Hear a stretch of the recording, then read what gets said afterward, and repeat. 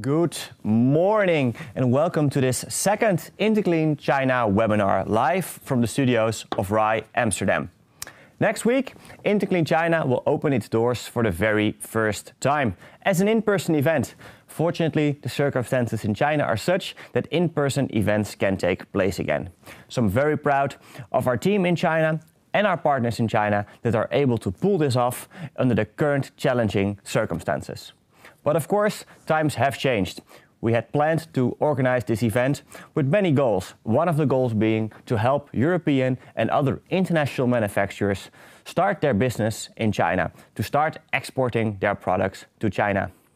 But yet, here we are, stuck in lockdown, stuck with travel restrictions and not being able to travel to China. With this webinar today, we would like to inspire you to see what you can already do to start your business in China once it's possible again. What are the opportunities, what are the challenges, and how can you start? Today, we have an interesting program for you. We'll start with a general overview of the Chinese cleaning market and what it means for you, followed by the perspective of a buyer who will inform you on what kind of needs and demands Chinese clients would have for your products. Intellectual property protection, of course, a very important topic when doing business with China. So we are pleased that we can also update you on what you can do to protect your products. And we'll close off with a very interesting presentation from the EU SME Centre, a presentation on what you can do to really get started in China. But let's start with our first speaker, Peter Hoeg, Managing Director of eUnited. He'll inform you about what the importance of the Chinese cleaning market is for international companies. Good morning, Peter. Good morning, Robert. How are you? Doing very well. How are you? Good to see you again. Good to see you again. All right. Well, for the viewers back home, as you can see, we have Peter live in our webinar today. So if you have any questions coming up during his presentation, feel free to drop them in our chat so we can ask them to Peter after his presentation. For now, I'd like to give the floor to Peter and go ahead with your presentation. Yeah, thanks a lot. Thanks a lot for inviting me, Robert. I'm Peter Hoeg. I'm coming from eUnited Cleaning. This is the association of the European cleaning machinery manufacturers. So I have a first slide that just shows who are our members. Our members are the famous brands, I guess. It's like Karchon, Nilfisk, Diversey, Starmix, Columbus, you name them. I guess most of if you're from this business, you know most of the names. These are the members, and we are dealing with things that are relevant in Europe. So we represent the interests of these manufacturers vis-a-vis government organizations. We care for international standardization, for norms.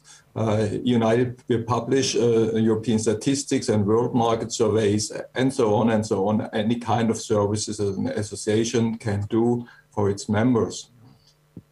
What's important in this international business, and I think all our manufacturers are active internationally and are globally active, not only in selling machines, but also in sourcing components and parts. And so what is important for those manufacturers is, first of all, technical aspects. So for all global manufacturers, globally active manufacturers, technical regulations and standards are key. And the more globalized these standards are, the better it is for the competition and also for the access to different markets worldwide. This makes a lot of sense because, you know, competition is very important for us to keep the technology progressing and to make our manufacturers aware of where are the challenges in the market, and they need to change to see those challenges to move further on in different markets, penetrating different markets and doing the best out of it. But the second is, of course, economic aspects. Because we have those worldwide supply chains. These are key for cost-sensitive production of machines. We are in the world markets developing different risks, so markets, and to be active in different markets, you can diversify those risks. And it's important to be active in the key markets where the economic growth is very strong, because you always have those markets who are stronger and those markets who are more robust, and it's most important to be active there. The third point I listed here is marketing aspects. You have a global brand exposure. That's key, and you need a market-oriented marketing mix. It's important to serve the needs of the customers in their locations to the best of your knowledge. So what about the economic aspects? And I brought some more general data. I don't have that international data specifically for our machines or for the cleaning markets here, but I have the data that are more on a more macroeconomic level. This is the latest expectation from the World Economic Outlook of the International Monetary Fund. It was published lately here in April, and you see which markets are the strong markets that are developing very good here in 2021. And this is mainly China, and this is mainly the US. These are the Asian countries, and the other markets are more or less on a level that's very much below the expectations that we had early last year. Because early last year, to be honest, here in Europe, we have been quite naive, and we thought this pandemic and this crisis will last maybe 6 months or so. And I know that in China, there were strong measures to fight the pandemic. There were more loose measures here on this side of the planet, and now we see that as a result that even in 2020, China had a quite good, from a European perspective, a quite good growth rate of 2.3% and an expected growth rate in 2021 of 8.4%. To see different markets in Europe, we expect for Germany, for example, only 3.6%, because our vaccination campaign is going so super slow. For other countries where we had more of an economic breakdown in 2020, we see some more growth. So for example, in France, 5.8% growth. So here we see some growth, but the growth will not bring us back in Europe to a level that we have seen in 2019. So 2021 is hopefully the pandemic is coming to an end, and the crisis is coming to an end, hopefully. But then again, also Europe is facing other problems that we saw earlier with the euro, with the Brexit, and so on. You know all these details from newspapers and other magazines. The machinery turnover in the top 10 country ranking, you see also here, and this is not specifically cleaning machines, this is machinery turnover in total. So total machinery turnover in 2020. This is what all the countries of the world are delivering into the markets, and plus the domestic markets volumes. And this leads to these estimates, and these estimates show clearly to what extent China is clearly the #1 country in the world when it comes to the turnover of machinery, followed by the US, and then followed by Germany and Japan. So these are the big markets, but you see exactly where it's important to be and where it is important to sell your machines and to be active on these markets. And this is now that industrial production by machinery sector. Industrial production in China, and you see here also the first 2 months of 2021, and you see how the figures are rising. So a positive development when you look at machinery. And as said, it's machinery in total. It's not specifically cleaning machinery, but machinery for cleaning goes in the same direction. It's the same trend we are facing in this kind of machinery. At the moment, you see absolute fantastic growth, but that's because in the first 2 months, that's of course because we saw 2 very bad months in the beginning of 2020, and as a result, we see strong growth rates in the first 2 months of 2021. This will slow down a bit, but overall, we will see a very positive growth in the Chinese market for machinery in 2021, and we also expect a further growth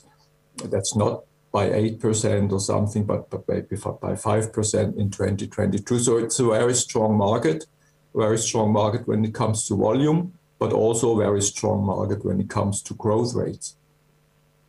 This is also specifically now for machinery, the forecast of the Oxford Economics, and it's the forecast for selected countries. And here you see that the dark figures here are for 2020, and the light gray figures here are for 21. And you see that we hopefully will see positive results in most countries of the world.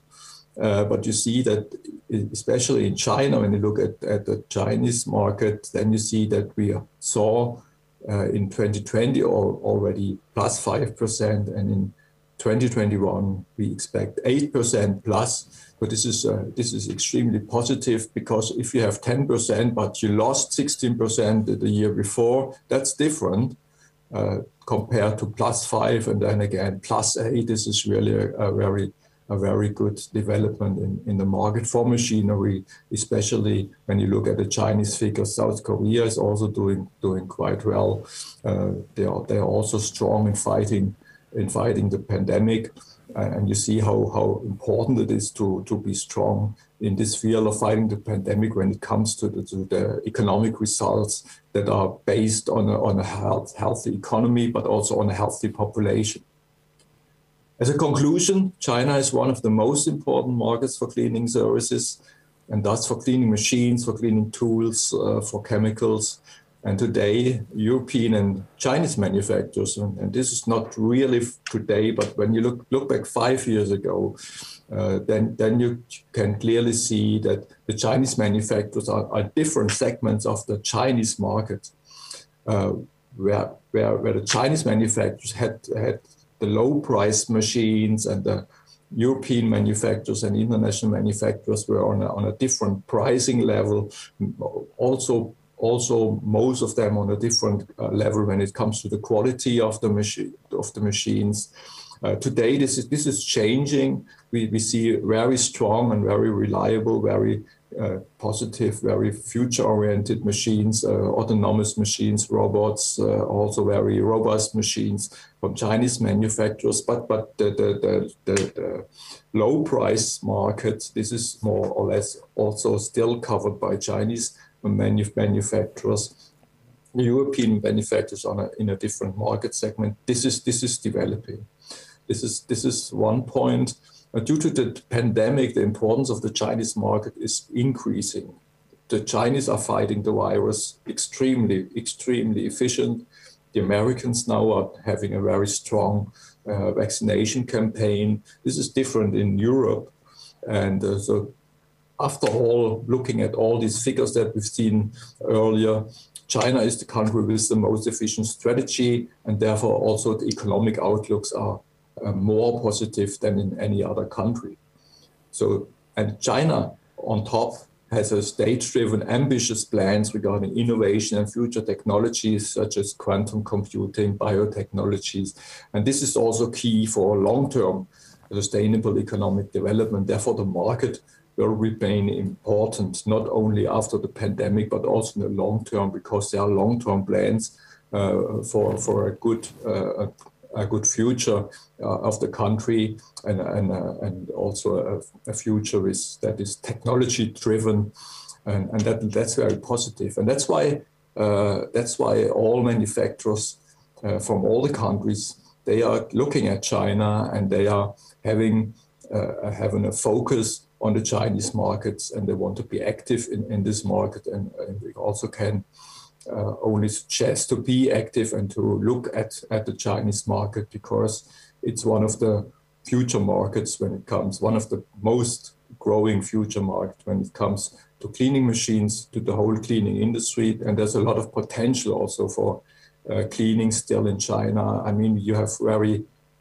cool and clean cities. When I come to Pudong, or when I can come to any first tier city in China, it's very clean, very good looking, very good hygienic standards. But you have those third tier cities, and you have those smaller cities and the countryside.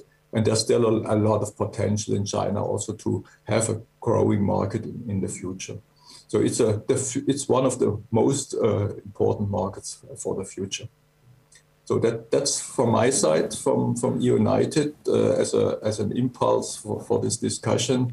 And I'm looking forward to seeing also the other presentations. Thank you very much. Thank you very much, Peter, for your interesting and detailed presentation. Looking at your conclusion, I guess I can only say that there are definitely a lot of opportunities for international manufacturers to join the Chinese market. Would you say that there are any specific market segments that are most interesting to start exporting to China right now?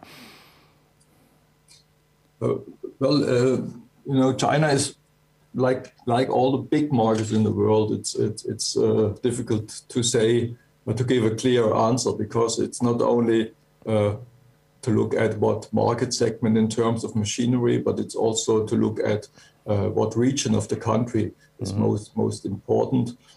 So I think there are all those markets along the coastline, let me say, all along the coastline, the big cities where the economic power is. There's still a good market coverage from all manufacturers around the globe. They are active in these parts of the countries. They're on the countryside, in the third tier cities, second tier cities.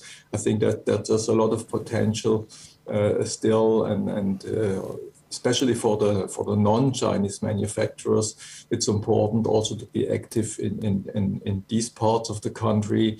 When it comes to machinery, I think the manufacturers from outside of China, they must look at, if you're new to the market, you have to look what is your niche, what is your specific benefit that you can bring to your customer, what is your specific machine where you can solve any cleaning problem that's specific for certain purposes, and that's important. You can't say do this and focus on this city or focus on this market segment. You have to find your niche when you're new, and you have to find your market when you're in the market already for several years.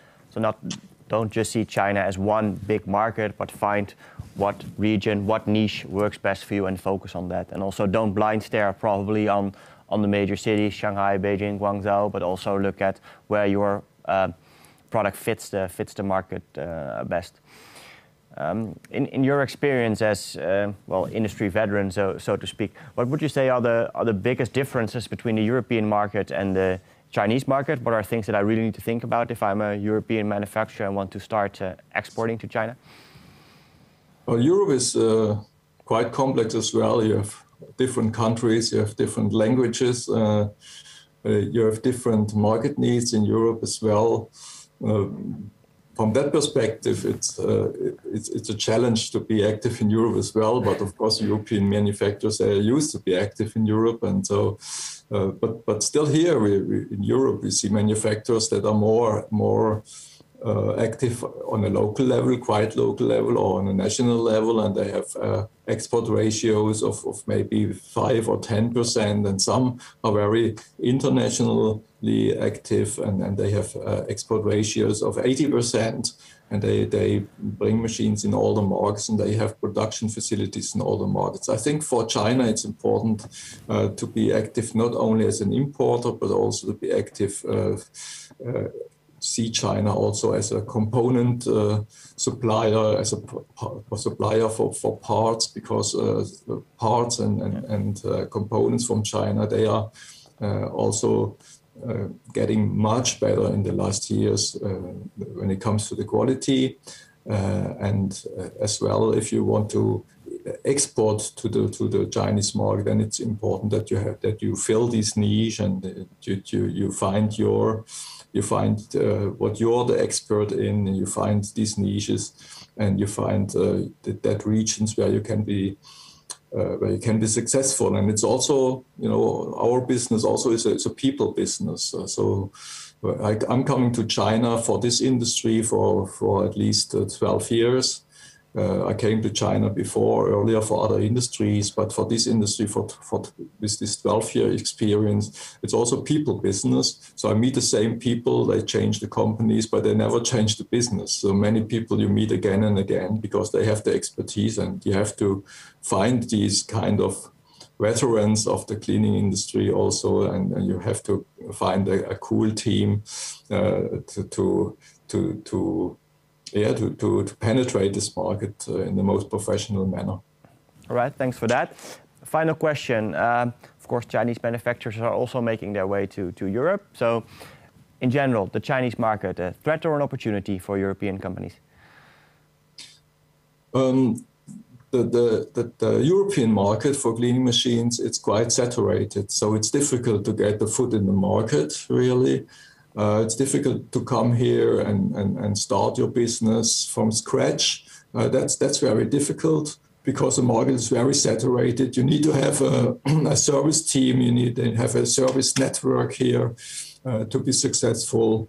So it's not an easy step, and it's not just bringing the machines and having a good price, because cleaning is more than just having a machine or selling a machine. Cleaning is a process, and cleaning is a people business.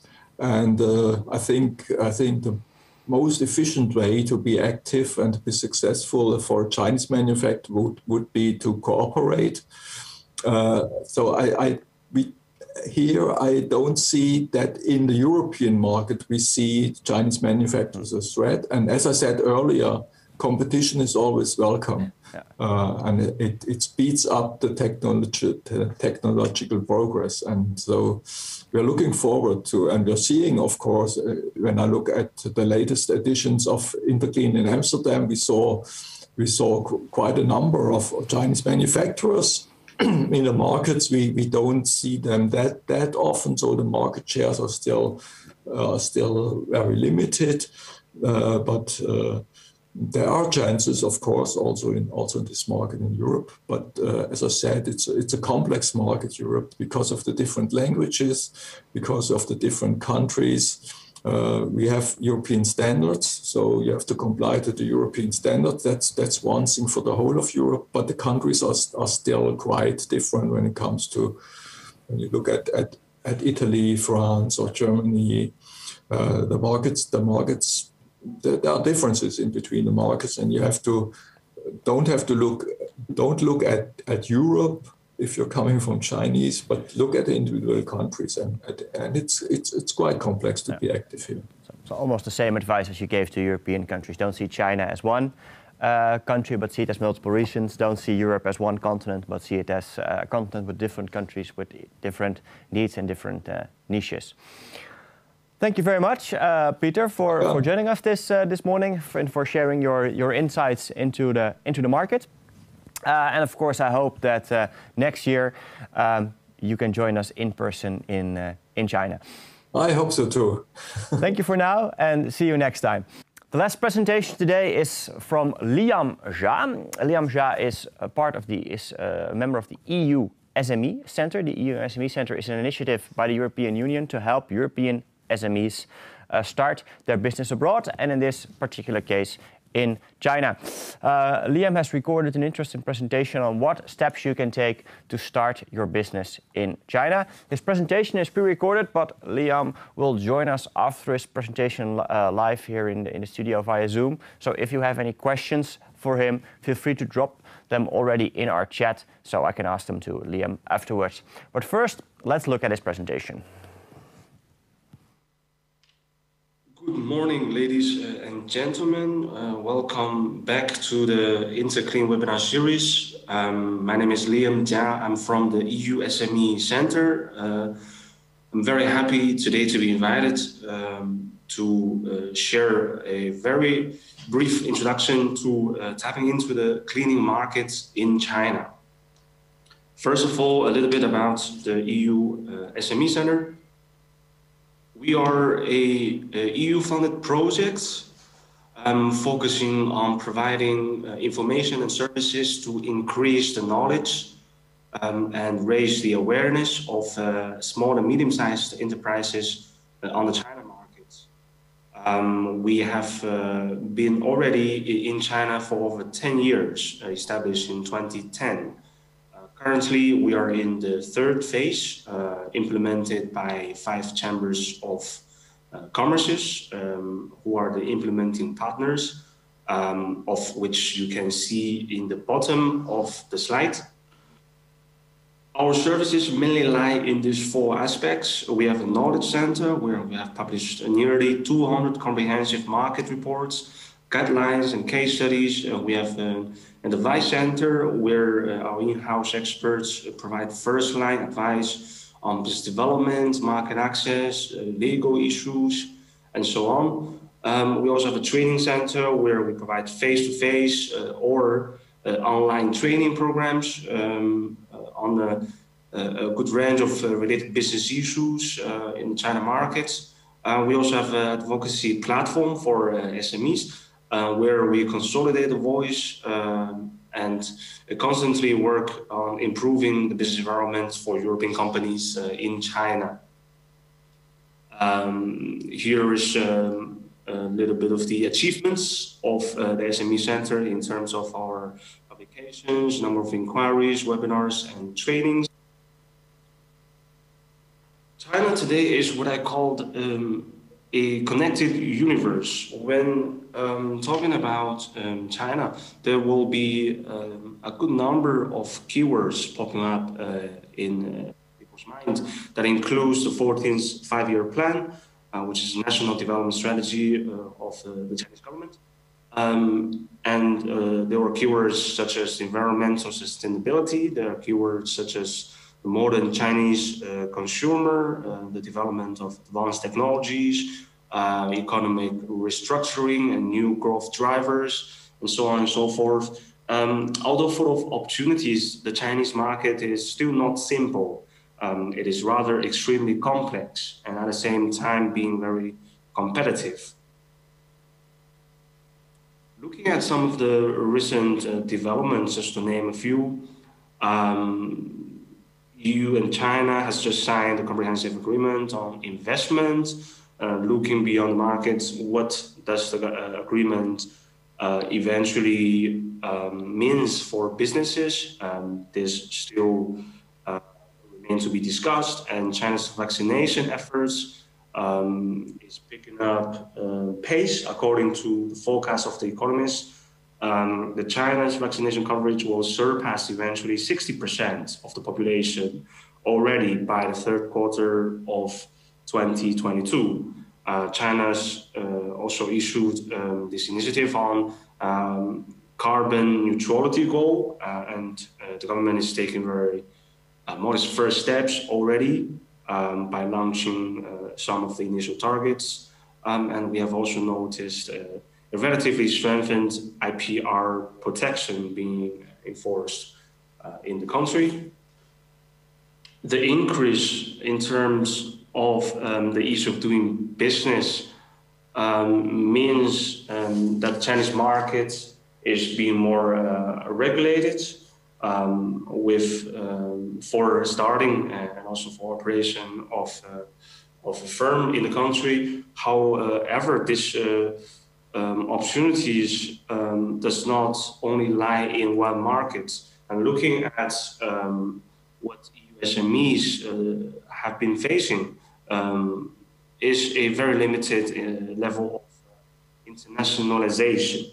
38% of the 20 million SMEs in Europe have been involved in exports activities. However, 66% of all exporting SMEs are still oriented towards the internal markets. So it's a market within another member state. And the relations with emerging markets such as China, India, or Southeast Asia are still generally limited. And this figure listed that I put it in bold is related to China. Only 2.3% of the European SMEs are exporting to China, and the figure for imports is only 6.75%. So the level of internationalization for European SMEs still remain limited. And looking at the SMEs who are already in China, that are also facing a number of challenges, accessing more opportunities. I've listed, just to mention a few, that includes a level playing field, that includes industrial policies and non-tariff measures, how to access to government subsidies and to finance opportunities, and of course, eventually the influence of COVID-19. And all these concerns have all been clearly identified by the Interchamber SME Working Group of the European Chamber of Commerce and of the SME Centre. I recommend you to take a further look at the Business Confidence Survey published by the European Chamber in China of last year. And looking at our own statistics, from our point of view, from the 4,500 inquiries and consultations we have done at the EU SME Centre, we also did a mapping of where the questions are mainly focusing on. So most of our questions are on business development. So SMEs reach out to us when they have questions in terms of market information, looking for a Chinese partner, different ways of selling their products. We also have received legal related questions that includes due diligence, office setup, joint venture setups, and also on e-commerce law, which is a hot topic for now. On standards and conformity, we have also received a good number of questions that includes customs clearances, includes wine standards, as well as on cosmetics. And there are also other inquiries we received on advocacy, on HR-related issues, for example, recruitment, termination of contracts, and also on business culture. So similar to those that we have named before, and some of the main barriers remain the same for companies who are already in China. About the cleaning sector in China, just to name a few of the trends that we observed. So since the COVID-19 pandemic has become more normalized now in China, cleaning has also started to become a daily demand and a basic condition for production as well as for general life activities. We've noticed there are stricter cleaning standards being met. That has also become a general trend. So schools, medical institutions, hospitals, real estate or commercial areas, and other public environmental places, there starts to be a new round of demand for cleaning equipment, tools, and environmental maintenance and other related products, and also for companies who provide these professional services. And they have all been through a wave of, both in terms of product and technology, a wave of upgrades. In recent years, the market size of the global environmental protection industry has been receiving an average annual growth of around 8%, which is far exceeding the global economic growth rates. And this environmental protection industry has also transitioned from a traditional industry now to a fast developing one. So in China, it started in the 1970s, 1980s, the cleaning industry. And ever since, with the support of the use of technology, the cleaning industry, which is an important component of environmental protection, has entered into the fast lane of development. And China's cleaning industry started late and is still in a rather early stage of development. However, China's cleaning industry is developing at a very fast pace. A large number of manufacturers of floor scrubbers, of carpet cleaners, of vacuum cleaners, for example, have sprung up.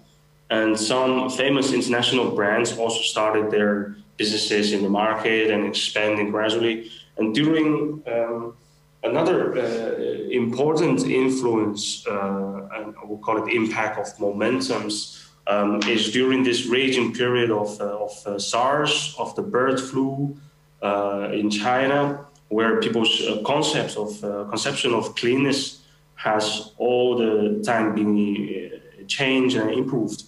And the hygiene requirements for individuals and for public places have also been further improved. According to statistics, the output value of cleaning products involved in SARS alone has exceeded hundreds of millions of dollars.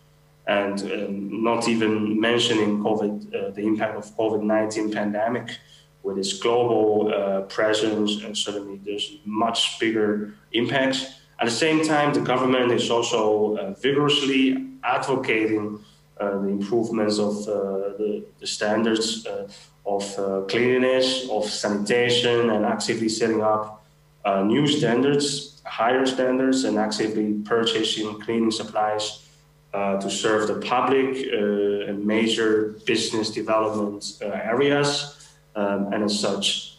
And also in just half a year, PM 2.5 has also changed from a livelihood hot discussion point to a national standard, which is a requirement now for entire country, for if not all of the industries. And with all the actions eventually serving the same purpose, the government is working very hard to increase the quality of the lives of the people. At the same time, with the gradual disappearance of the demographic dividend, the commercial cleaning industry is also facing a lot of challenges. For example, the high labor costs, for example, the high safety risks, while at the same time low efficiency. So the realization of low cost, data-driven, visualized, and systematic professional management with the help of advanced technology is becoming, is undoubtedly the transformation direction and the trend that the industry has been directed to. And as an example, the Chinese government is committed to increasing the expenditure on the use of IT technology in a number of sectors, for example, healthcare, and to eventually drive market growth. This has all been named as national targets. So, and looking at where the opportunities lies, while looking at the overlaps of the shifting in demand, as well as the new growth drivers. Here we listed a few of the sectors that companies should look into. And eventually, as some of the takeaway advices, we at the EU SME Centre normally give to companies, first of all, to understand the markets, the procurement processes, to match the needs and demand and the expectation of the clients, to identify who are the real clients and key partners, which actions needs to be taken at which stage of the procurement process, And then also important is to map the revenue streams of the client and supply chain. And the best chances of success still lies in very niche or emerging, at the same time, high-risk areas. And we also advise you to keep the product simple, define a premium product that still offers good value. If this practice has been done well, the margin we're looking into could be much higher than those in Europe. And importantly is to comply with local standards and market prices. And once again, express yourself in simple terms to your partners and clients.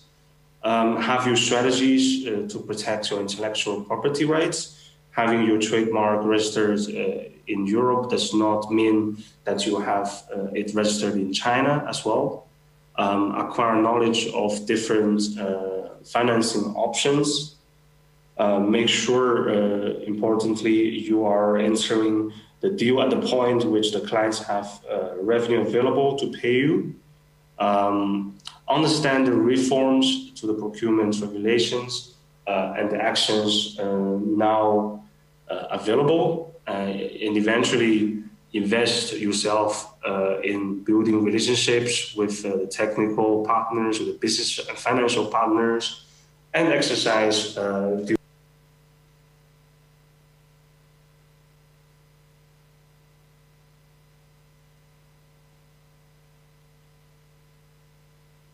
Hear me already. Tim, can you hear me? Good morning or good afternoon from your side. Hi, Robert. Hello. Yes, there you are. How are you? Thank you. Thank you for your presentation. For the viewers back home, we have Liam now live in our webinar. So if you have any specific questions for him, feel free to place them in the chat now. From my side, I was already wondering, right now with everything that's going on in the world, the pandemic, travel restrictions, is now a good time to start exporting your products to China, to start a business in China? Of course, the travel ban still brings a lot of restrictions, and there's limitations on a complete assessment of the business strategies, due diligence on the partners, understanding the procurements. Most of these practices can only be done when you are physically here in China, and these are the limitations. However, I was just looking at the figures for imports from export to China, import from China. Figures for the first 3 months, we are looking at over 20% growth comparing to the same as this year. So definitely on that side, we have reasons to be positive. And also there are new growth drivers. The Chinese government is pushing very hard on consumption from the consumers. And there are also new growth drivers coming up alongside with the Chinese 14th five-year plan. Overall, to my opinion, I think there are reasons to look very carefully at the markets for the time being and make the evaluations and to get ready once the market is open again. Yeah, so start doing your homework. So as soon as it's possible that you're ready to go, because the time is now. And well, you mentioned some local standards that you need to adhere to. What are some common mistakes that companies make when they start doing business in China? Then we're talking about local standards. At the EU SME Centre, this is also one of the sectors that we receive a lot of questions from companies on standards and conformity. And that's also one of the key points that we're constantly working on. So if you want to sell your products in China, it's necessary to fulfill local technical requirements related to standards conformity.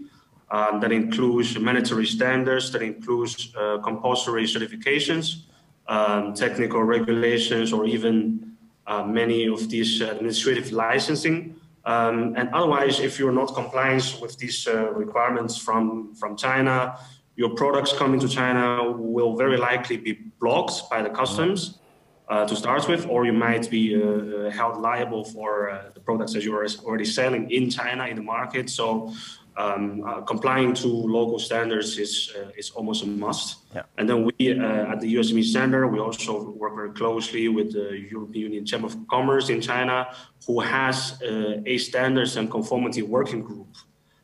So if companies are looking for advices, I also strongly recommend you to be in touch with us and with the European Chamber. Yeah. So also homework that you can already do right now.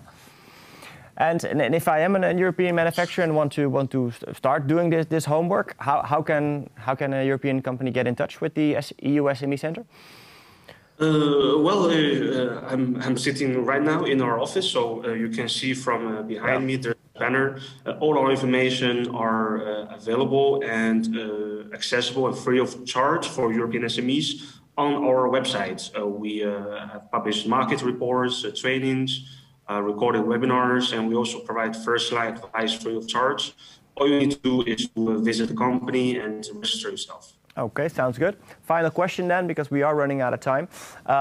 What about like common cultural misunderstandings or difference in the business culture between Europe and China? What are some key points that a European company should consider when going to China? Well, on that one, I think I also mentioned very carefully in one of my last slides. For companies to understand the market, the best is to physically be here. And also for the cleaning sector, as government procurement, public procurement is also a very important thing to take into consideration. And the procurement procedures in China is very different from those in Europe. And that is why find a complementary and trusted partner in China can also be very crucial. Yeah, these are the common advice that we give to companies. Okay, thank you for that. And I like the advice to just be in China, because I guess that's what we all want. And that's why we also want to invite our viewers back home to go to China again as soon as it's possible. Well, thank you for your presentation, Liam, and thank you for joining us for the Q&A. I know you're also going to the event next week, so enjoy it on all our behalf, since we can't be there. Thank you for now. Will do. Thank you very much. Thank you very much, Robert. Thank you. And with that, we conclude our second InterClean China webinar. We had actually hoped to close this webinar with a best practice from a European company that recently entered the Chinese market and is quite successful there, iTeam Global. But unfortunately, Mr. Frank van der Ven, the CEO of iTeam, was not able to join us today due to personal circumstances. So with the last presentation of Liam, we are closing this webinar. I hope we've been able to give you some good insights on why you as an SME should join the Chinese market. For now, I'd like to invite you to use the InterClean China online platform to maybe already make the first connections, to make the first steps towards doing business in China. And as our speaker said, start doing your homework, be ready to go to China as soon as the borders open. And we, as InterClean, are of course happy to help you make the first connections. Thank you for now and hope to see you soon.